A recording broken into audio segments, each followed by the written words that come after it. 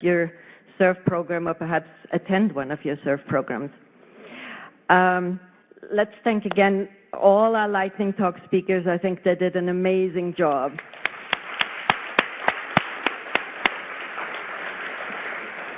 I know it's impossible to pack the wisdom and insights of multi-year programs or the complexity of many of these projects into a 5-minute speech, but I hope that these presentations will entice you to reach out to some of these organizations, some of these projects, and talk to these speakers or include them in your programs in the future. I also know that it's really tough to sit through 50 presentations after lunch, so I just have a very quick activity, and I know I only have like half a minute. So just quickly, those of you who like cats, please stand up. Cats, C-A-T-S.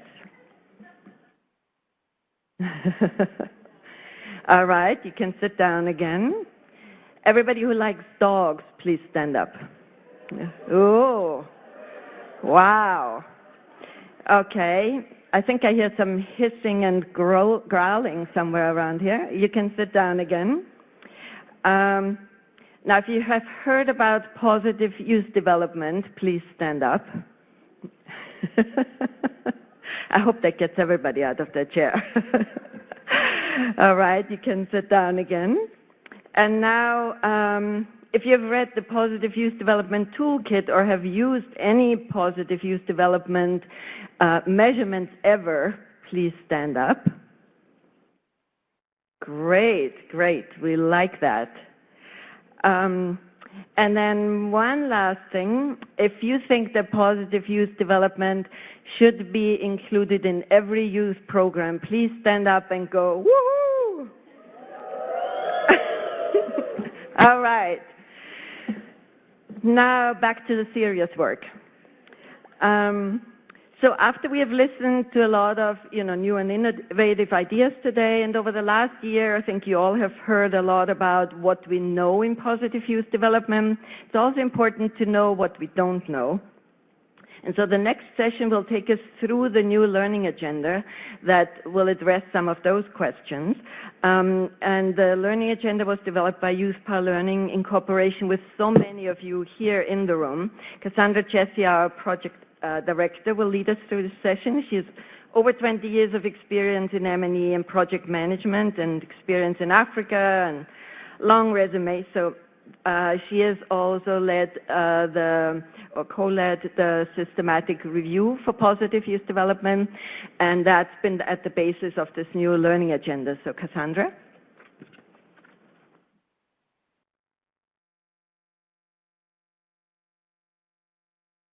Great, thank you everyone. And I'll have even my, my fellow panelists to just come up and join me.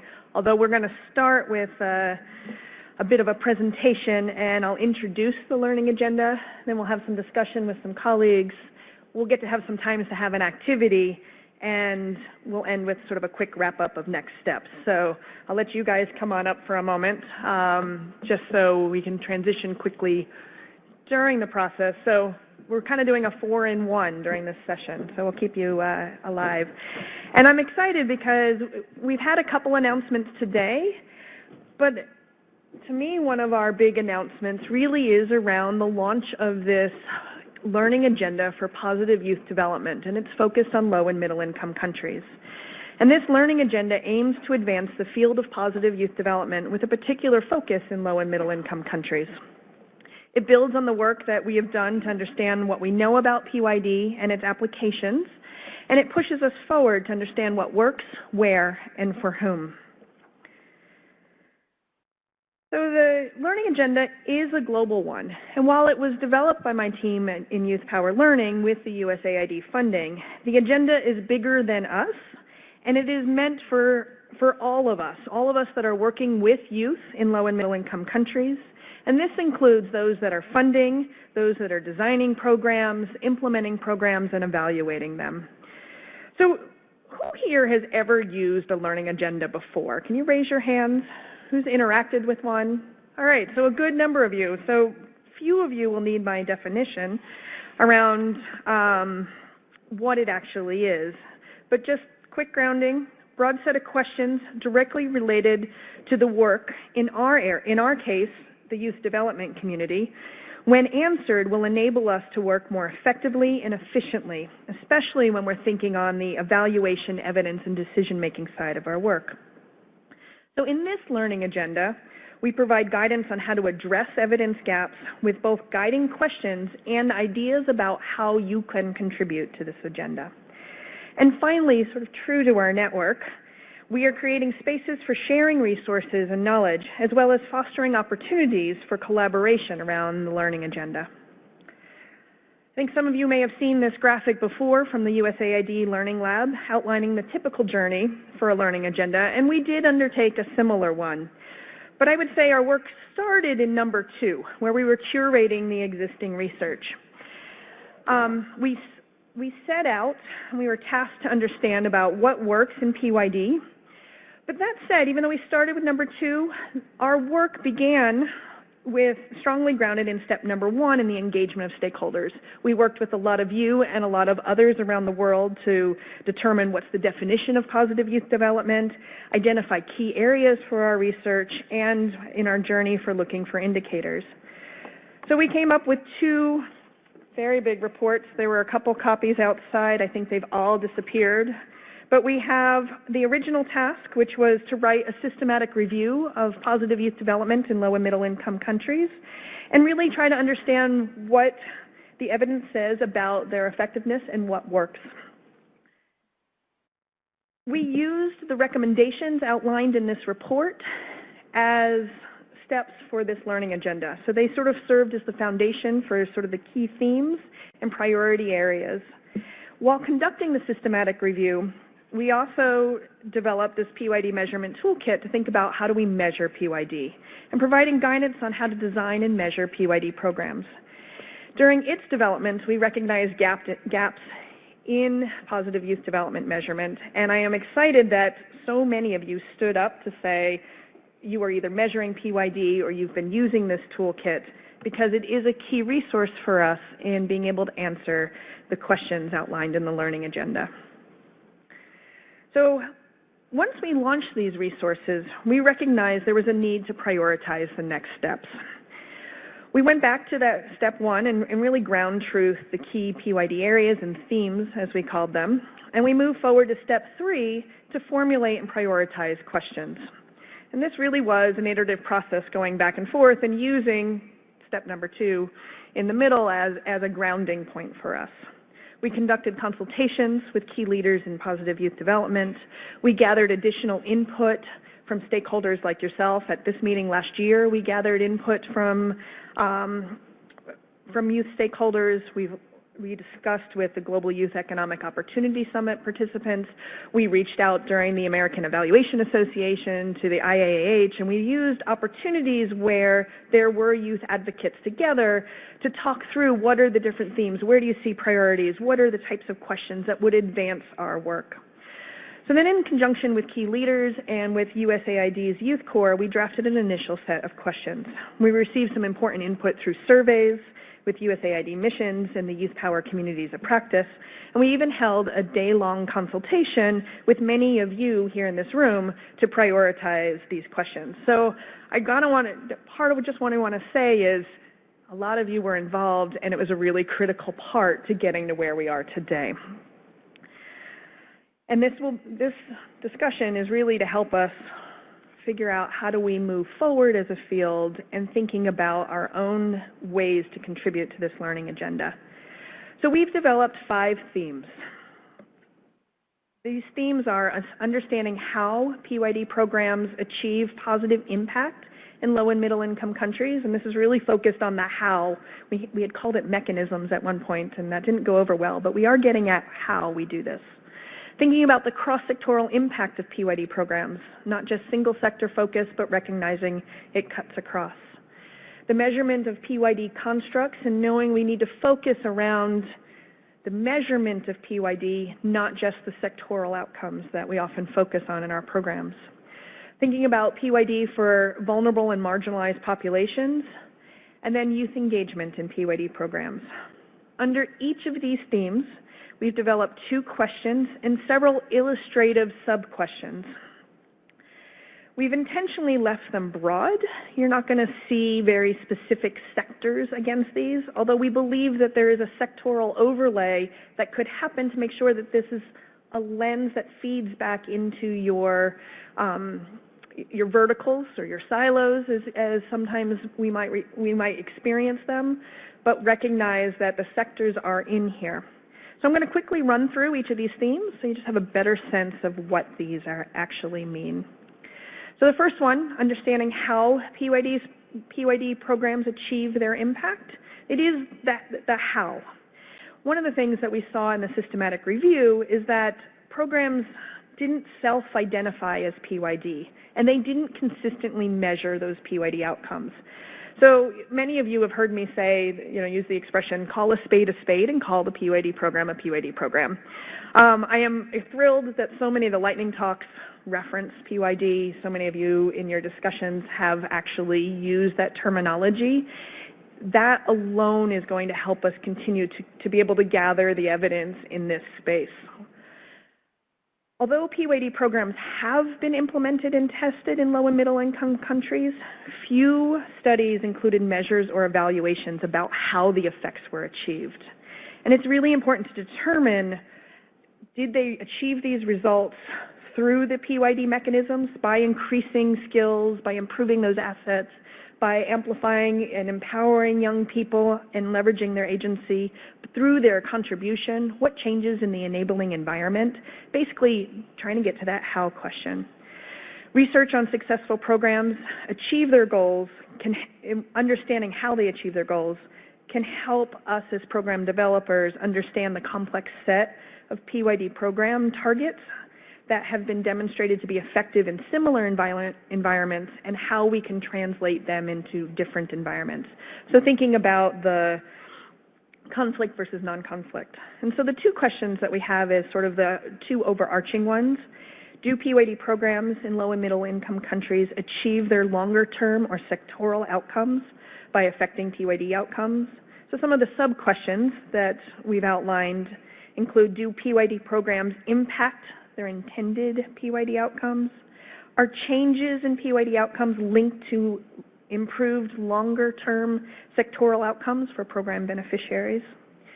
Second question is, can PYD programs be proven to be effective? Can they be adapted to different contexts? Are there examples of successful adaptation of evidence-based programs? Are there systematic ways of adapting the evidence to different contexts or situations or audiences?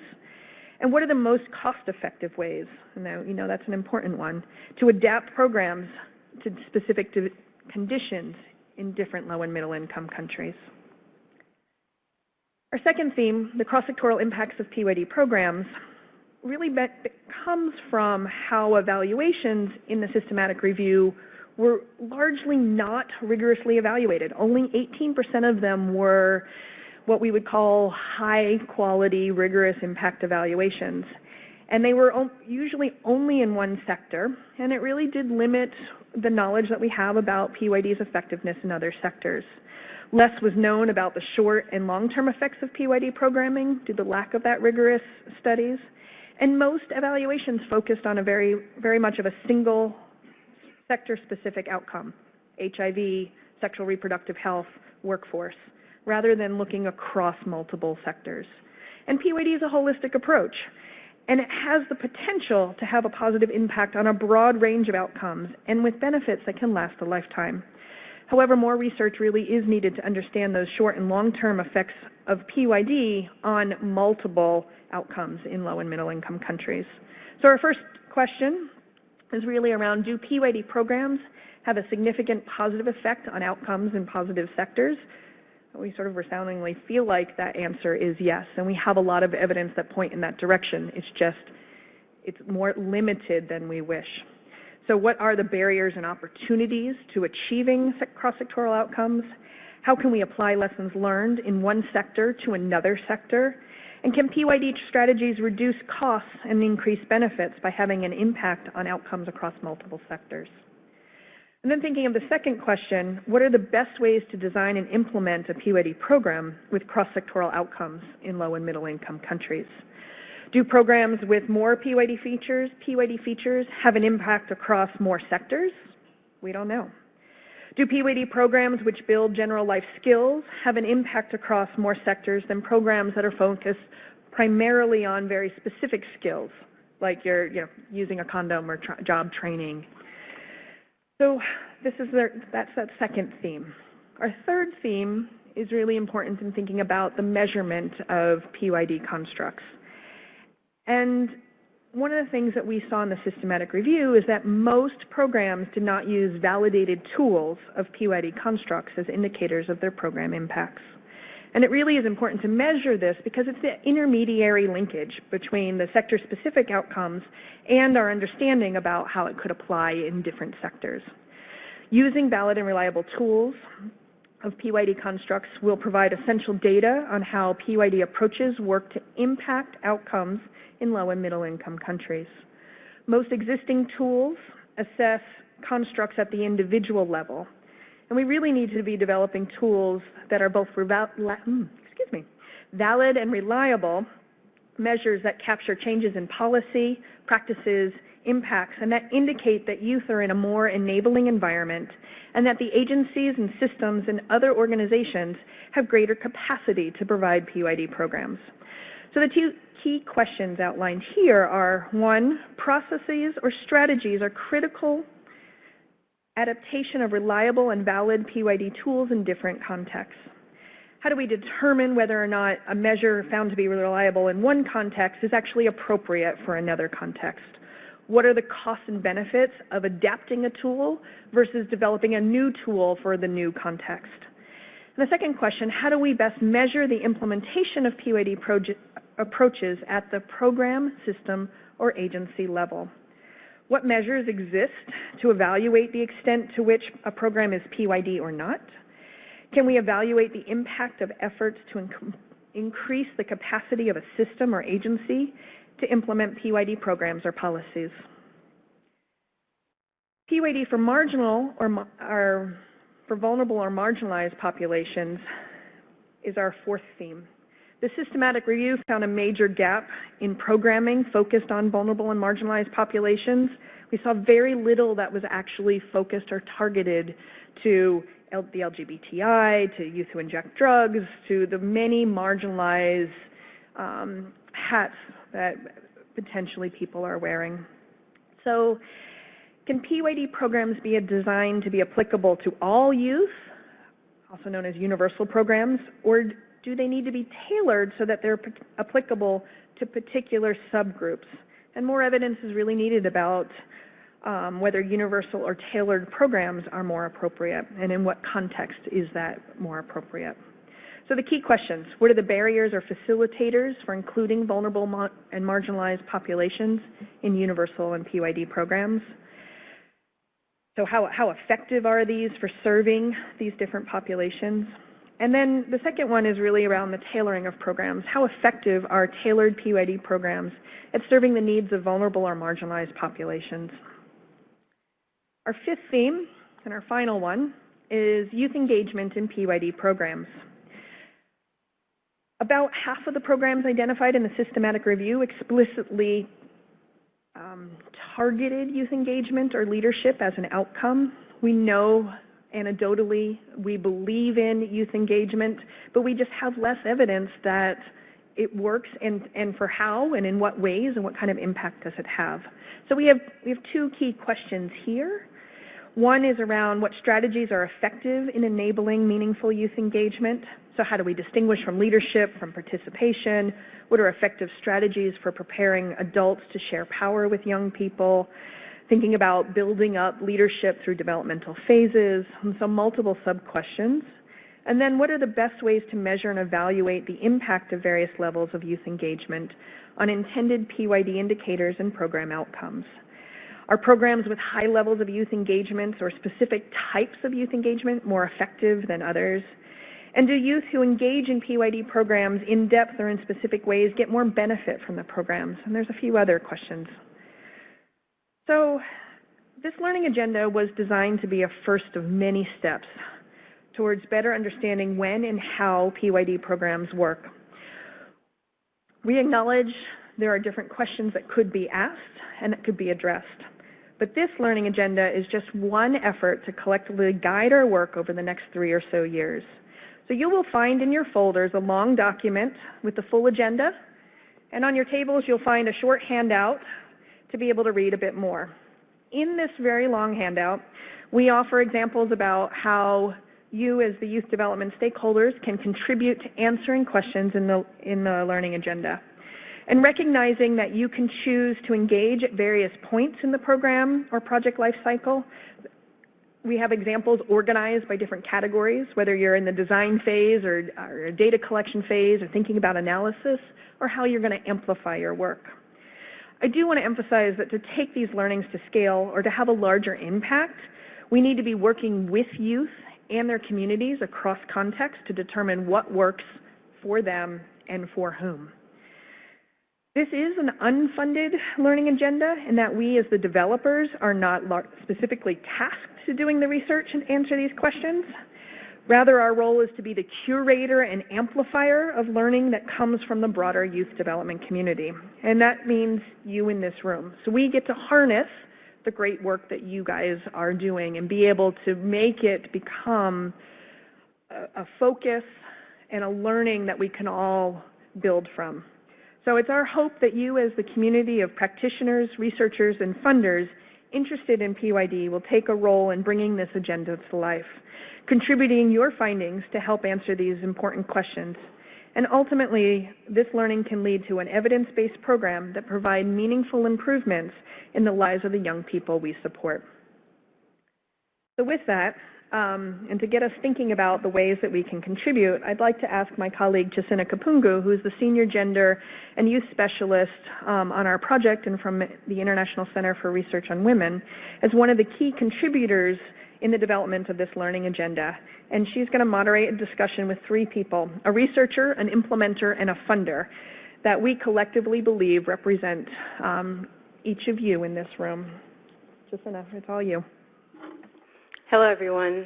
Our next panel will talk about how their work can contribute to the learning agenda. So first, I'm going to start with Rebecca. As Director of Research at the Institute of Reproductive Health at Georgetown University, you've implemented reproductive health interventions that improve youth well-being using a positive youth development approach and focus closely on measuring and evaluating interventions. Can you talk a little bit about this work and how it can contribute to the learning agenda? Thanks, Christina. So I have to label myself as one of those PYD deniers. For years I've been saying, no, I do adolescent programs, I do social norms programming, and Christina has, for maybe 4 years at least, been convincing me that that is not the case. So this was a great opportunity, and I really appreciate being asked to be on this panel, because it gave me the opportunity to think back about our work. So today I'm really reflecting on the work that we're conducting with our partners on the Passages Project, which is a USAID-funded project implemented in partnership with FHI 360, PSI, Save the Children, the Global Adolescent Study, Early Adolescent Study at Johns Hopkins. So I was kind of thinking back about our different interventions. We have some work around gender, we have work around family planning, around violence prevention, with different age groups, so younger adolescents, older adolescents, and newly married adolescents. And I think, I'm kind of thinking back through asset-based, building agency, contribution, and the enabling environment. And yes, I think all of our work does definitely check off all those boxes. So then that made me think about why don't we see ourselves as generating evidence for positive youth development? Since we are a research project and that's our task, why don't we see that? And I think it's very similar to some of the struggles we've had with gender. So gender is embedded in our work, has been, of course, for many years, but there's not a lot of research until recently which is explicitly looking at the outcomes of gender. And an example that occurred to me is our work in DRC with the Transforming Masculinities Project, which is working with faith-based organizations to foster reflection, to address gender, promote positive masculinities, reduce intimate partner violence, and increase family planning use. So, but our research question on that is not faith-based working with faith-based partners and family planning use, it's does changing gender norms influence family planning uptake? So we really struggled a lot back and forth with USAID and our partners to craft a hypothesis and a research question that pulled out the unique effect of gender. So I kind of think of that as an analogy for the work we need to do with positive youth development. So, you know, we could use similar research like that, where we're pulling out the positive youth development piece of it to see what the effect is, what the advantages of it. But there's a number of problems with that. So we need a counterfactual, we need a control group. So none of the partners I work would probably be willing to implement, you know, even in a control group, an intervention that doesn't apply positive youth development. So that's the first problem. You know, how do we even design research like that? I mean, it is possible, and the second is that there's not a lot of funding to do that. So that presents some challenges. So what's the solution? How can us and our IRH and our partners and all of you kind of tackle this learning agenda given those barriers? You know, the design challenges of pulling out positive youth development as well as the funding challenges and the fact that this may not be all of our daily bread and butter, right? It's something we're doing, but we're not necessarily responsible for measuring it. So I have a couple of ideas. So one is working on the measurement side. So the extent which Cassandra already alluded to, the extent to which we can develop and test, you know, accessible, validated measures to measure and evaluate the PYD constructs, then we can all do better, I think. Because as we do that, we will be able to generate evidence, pieces of evidence, and we'll be able, as researchers, to help the programs use that evidence. So that's one piece. We're working on some areas, for example, a self-efficacy scale for partner communication and negotiation, a scale for critical reflection, something on body satisfaction, body comfort, empowerment for early adolescence. So all those are constructs that I think many of us can use in teasing out some of that PYD piece. The other area that I think is really important is work we're doing on social norms. So to get to that enabling environment, we need to have adequate, good measures on social norms. So working with many of you in our learning collaborative funded by the Gates Foundation, we're working to put online, probably by the end of this year, a compendium of tested social norms measures. We've found about 60 tools that measure different kinds of social norms, and that will be available for all of us to use. And then the other area, which is I think even more important, is really starting to work on those program pathways. So we're doing some work with a number of partners in Senegal, DRC, Nigeria, to unpack that black box of programming. So we need to kind of look into that box and figure out how are the PYD principles being actualized? How are they rolling out? What effect are they having? And that really is not going to be done by, you know, a clinical trial and RCT. That's going to be done by some very strong partnerships between researchers and implementers on the ground to look at the monitoring data, to look at qualitative data, to do some participatory work with beneficiaries and implementers to start to map out those program pathways of change and see how it evolves over time. I mean, sometimes that's really, I don't know if I would use the word mechanisms, but it's the how. How do these programs work?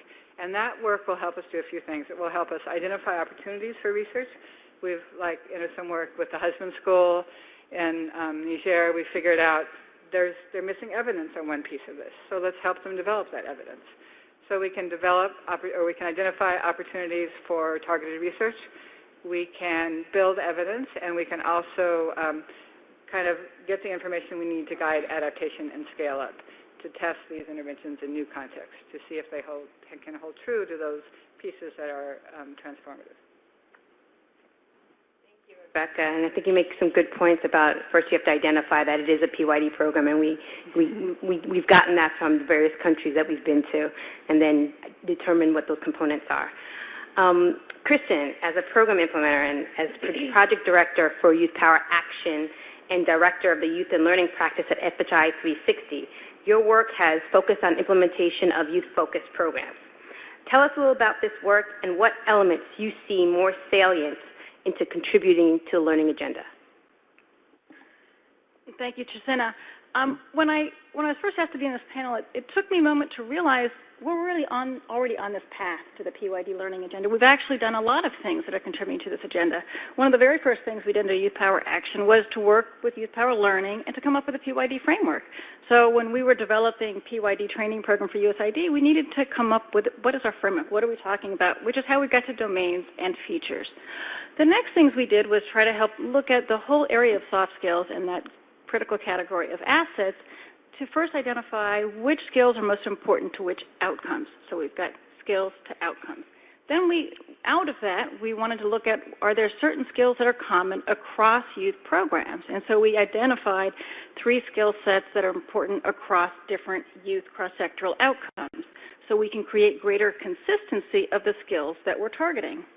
Then we started looking at, so how do we measure those skills? So we did a review of existing soft skills measurement instruments. We created an inventory, just as the one mentioned earlier, that gives us all access to tools, to instruments that measure soft skills with enough information about what are the outcomes they're linked to, so the community has access to those instruments. But more than that, we wanted to develop an instrument that will help us measure those key priority cross-sector youth soft skills.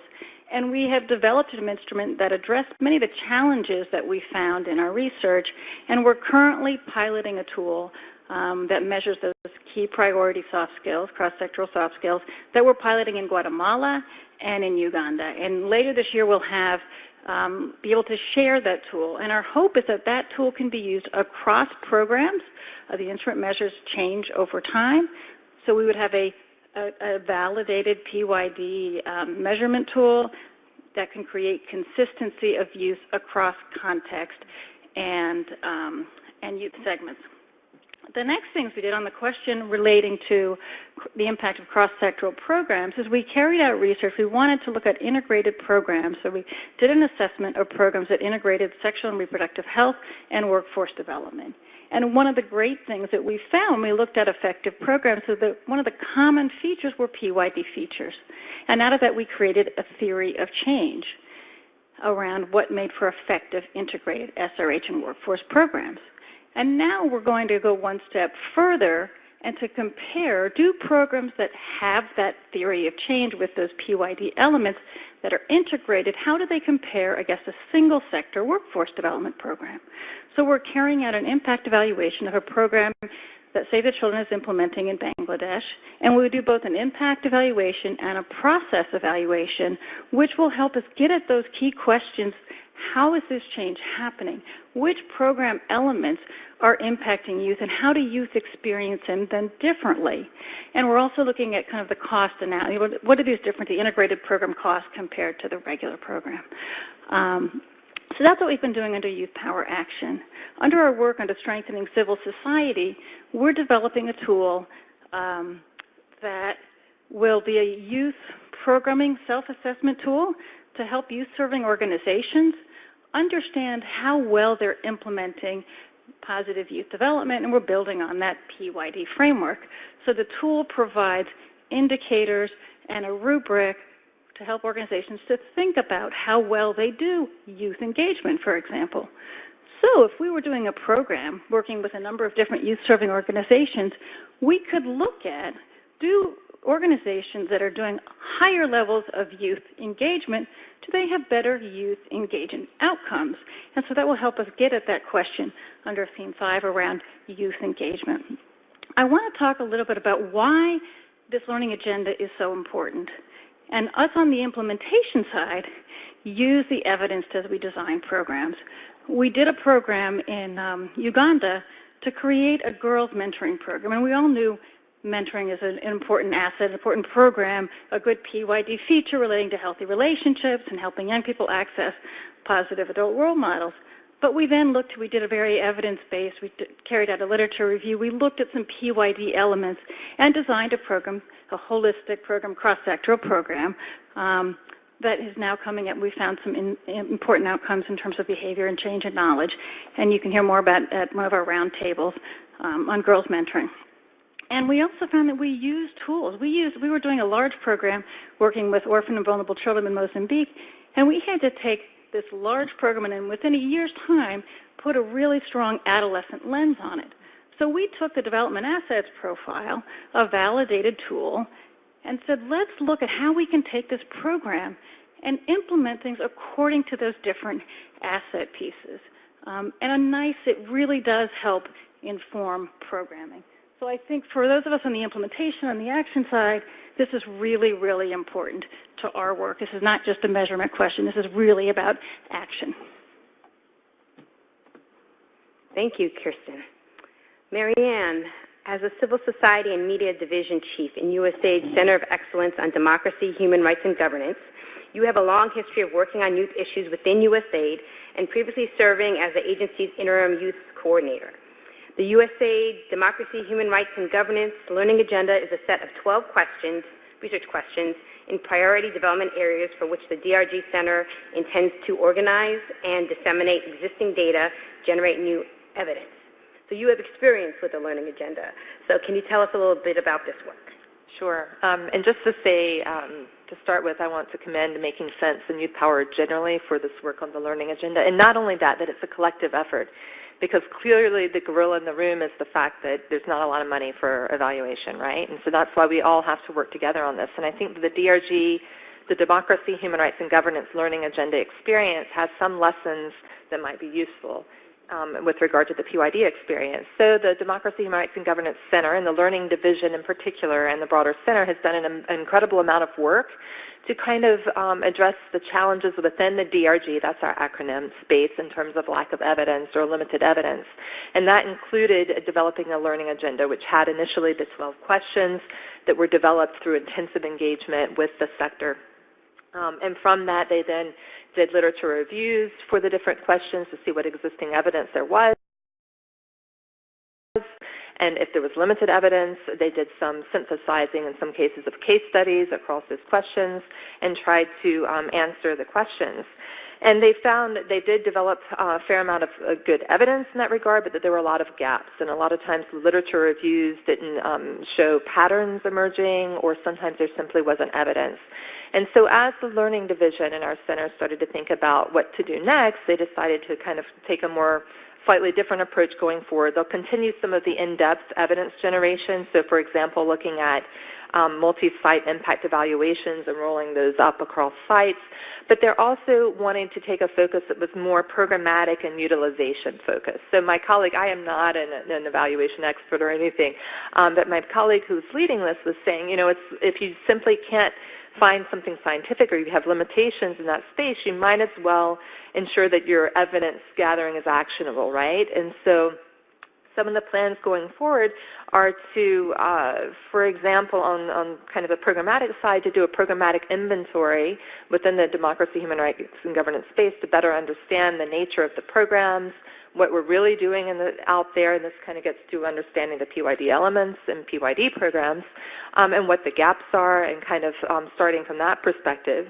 And so that it's really linked to our actual programs in the field, right? Not just kind of some general brainstorming on some of the challenges. The second thing that they've already started to do with the current or previous learning agenda that is promising and I think is relevant for our discussion here is to use our global programs or mechanisms in the Democracy, Human Rights, and Governance Center to help advance the learning agenda. So for example, we have a human rights support mechanism project that adopted the previous learning agenda questions or the learning agenda questions for the center and started to kind of play with them in the field. So for example, they would use their implementing partners. This is a Leader with Associates Award. And they would hold in-country or regional workshops that would be design workshops. It would be opportunities to bring in people that are working on these human rights programs and say, how does your lived experience relate to these learning agenda questions? So they're really looking at kind of taking every opportunity they could to get feedback from the field on the learning agenda questions, so really adopting that learning agenda. And they're also looking at adding a component to actually generate evidence. And then also within that mechanism, designing, monitoring, and evaluation learning system to systematically collect evidence related to the learning agenda. I'm also the program manager of our Strengthening Civil Society Globally, the Chris Award, a Strengthening Civil Society program that has a similar, array of consortium members. And we're looking at how we can use that mechanism also to advance the learning agenda. and ways to kind of incorporate the questions within that. So I want us to think creatively about the fact that we have YouthPower, but you also have a number of programs that you're involved in, and how you might be able to adopt some of these questions, there are an array of them, and embed them in your work. And just some kind of closing thoughts in terms of lessons learned from the DRG Learning Agenda. I mean, one, really, it's entities such as Making Sense and YouthPower Learning that are in the space to identify processes to roll up the different experiences that we have, right? So it's like, what are the processes that we can put in place to pull learning around these questions, right? So that's a challenge, but that's an opportunity. Again, how can you use your existing programs, mechanisms, to advance this learning agenda? You're probably sitting there thinking about, well, it's not just us, USAID needs to be on board with this too. The fact that we are very much involved in helping to develop the learning agenda is great, right? And we're still trying to socialize this and PYD throughout the agency. We have a number of trainings with field officers that are very positive, and so that provides an opportunity to work with field officers to say, yes, this is a space for us to come together and to generate learning. And then really to keep in mind that academics, to really tap into the academic community, right, and to say that they oftentimes will engage with you as practitioners for non-monetary reasons, right, for advancing their research. So really to explore ways to link your projects on the ground with academics, and they can also provide linkages to graduate assistance. So again, not to get overwhelmed, use existing programs, explore creative means to engage with the academic community and the communities of practice that are part of YouthPower Learning. Thank you. And it's all, as our panelists have talked about, it's evidence gathering for action. So we talked about, you ended about the communities of practice, and YouthPower has 4 of them. And so how can the communities of practice also contribute to the learning agenda? Now, Rebecca, IRH has been involved in a number of community practices. Do you have any thoughts on how this work would help advance the PYD learning agenda? I do, actually. I think, I don't know if the rest of you are like me, you're probably in a number of communities of practice with different foci, and I think it's a really great opportunity to bring positive youth development and put it on the table. So I'm thinking of like the service communication community of practice, or Breakthrough Research has technical advisory networks, that maybe kind of thinking of a different topic, but positive youth development is definitely relevant. So I think it's an opportunity to foster collaboration between researchers, donors, and also, most importantly, the program implementers, who have a sense of, they bring a lot of knowledge and ideas to the table, and by working together, we can help to identify opportunities for research, opportunities where monitoring data and evaluation data can be synthesized and shared more widely to really promote knowledge generation and sharing. So I think it's like incumbent on each of us maybe to think about, as we are participating in our different communities of practice, keeping YouthPower, positive youth development present in our, kind of on our agenda, and getting it out there on the table for discussion. And YouthPower Learning will be collating that evidence that you're already doing within your own work. Kristen, what challenges do you see for adapting your work to align with the learning agenda? I've been involved in learning agendas. There's always that challenge. And what ideas do you have to overcome those challenges? One challenge I was speaking earlier about, hey, we're going to have this soft school instrument, and you can, take it and measure your programs across context, but we know that you really have to adapt an instrument and make sure that really can translate into a different context, a different age segment, a different culture. So one of the ways that we've been doing that is doing qualitative cognitive testing before we use an instrument, and that's a good way to address some of those things and make sure that these terms and these concepts really do translate across populations. To do that takes time and takes resources.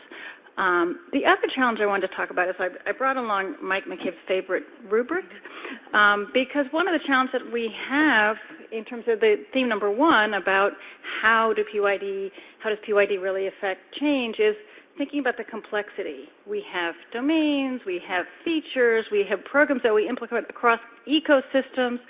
So how can you, as hard as it is to get this rubric to work, how do you help isolate and understand the interaction between those features and those different levels of the ecosystem, And what do we really call a PYD program? How do we know when something is enough of these different elements across ecosystems and enabling environments to say this is a PYD program? So I think that's something we as a community can help contribute to that based on our experiences. And I think that is going to take the collective work to help us think that through. Thank you.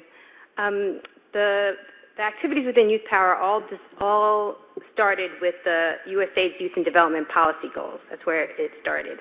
And so, Marianne, I wanted to talk with you about how does the PYD Learning Agenda align or support the policy? Great, thanks. I see it as absolutely directly linked to the policy goal and objectives. So as I mentioned, a number of USAID colleagues were involved in providing feedback on the learning agenda. A lot of those questions are questions that come up in our positive youth development training. People ask these questions. You see them, right? Well, who cares?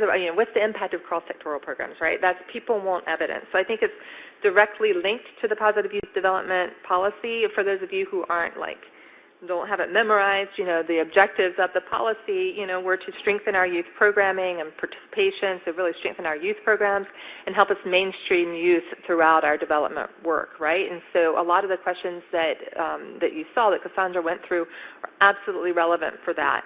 Also, I think it was referenced probably earlier in the morning, we've recently done, and AIYD has also done an assessment of the implementation of the policy, and the issue of monitoring and evaluation was raised as an area that needs more work.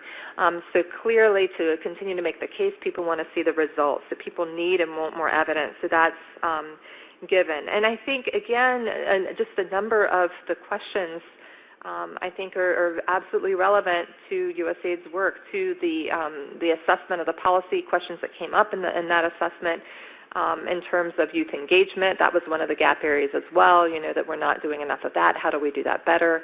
The trainings that we do, we talk about the positive youth development features, but the real interesting questions are really how, which features, as Kristen was mentioning. I mean, there's so many critical questions that are highlighted there in the learning agenda, and then again, it's going to require our broader community to adopt it, right? And so not just USAID, also but other funders. I know that Mike McCabe and others have been working with other donors, and they were part of, interviewed as well for this. So we really have to own that, and basically try to advance this effort together. So again, it's socializing it across the board, and continue. And I think the other point I wanted to make is that the framework that's provided in the learning agenda, I think, is also very practical and useful. So take a look at that, and it gives concrete ideas of ways in which you can kind of analyze, collect information, et cetera, for this. Yeah, this has been definitely a journey and a group effort, and I want to thank our panelists, Marianne, Rebecca, and Kristen. Now, Cassandra's going to kick us off on some group activities so we can reflect on how we as a community can contribute to the learning agenda.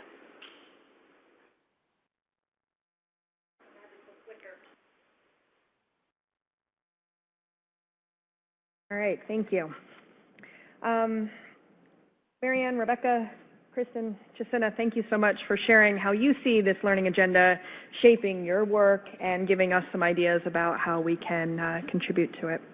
So we would like each of you to reflect where you see yourself in this learning agenda, and we want you to answer two questions. Where are you working, what are you working on that will help you respond to this learning agenda and advance the PYD field?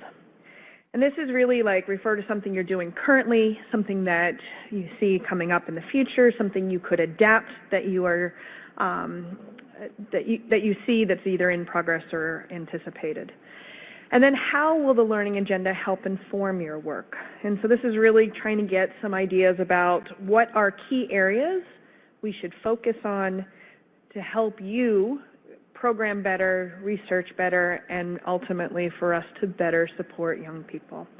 So Jacinta will actually walk you through the logistics of this next exercise, but I want to emphasize that we will use the outcomes of the exercise. We will follow up with opportunities for collaboration and amplification within the themes, that will use your answers on how the learning agenda can inform your work to guide where we focus our curation and synthesis efforts So these next few minutes are actually important, and we will gather them. So Jacinta? So we'd like you to work with your neighbor in pairs to take 5 minutes to discuss these two questions about how your work can contribute to the learning agenda. And then as you can see, across the room there are 5 flip charts with the 5 themes that signify the 5 themes. And so as you are writing down your thoughts on your contributions on the sticky pads